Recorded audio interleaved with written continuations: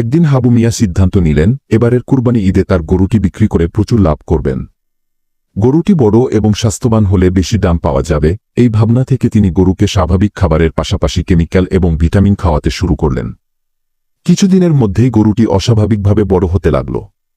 দেখলে মনে হয় বিশাল শক্তিশালী গরু। হাবু মিয়া খুশি হলেন, এবার বুঝি তিনি বাজারে মোটা অঙ্কের টাকা পাবেন।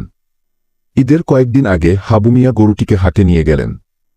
প্রচুর লোকজন এসে গরুর সৌন্দর্য দেখে মুগ্ধ হল, কিন্তু কেউ কেনার আগ্রহ দেখাল না। কারণ সবাই বুঝতে পারছিল গরুটি অস্বাভাবিকভাবে বড় হয়েছে। ক্রেতারা সন্দেহ করছিল এটি কি প্রাকৃতিকভাবে এত বড় হয়েছে নাকি কৃত্রিম উপায়ে। শেষ পর্যন্ত হাবু মিয়া যে দাম আশা করছিলেন তা তিনি পেলেন না। বরং লাভ তো দূরের কথা, তিনি বাজারে গরুটিকে কম দামে বিক্রি করতে বাধ্য হলেন। শিক্ষা: লোভ সবসময় ক্ষতির কারণ হয়। প্রকৃতির নিয়ম মেনে সততার সঙ্গে কাজ করলে তবেই সঠিক ফল পাওয়া যায়।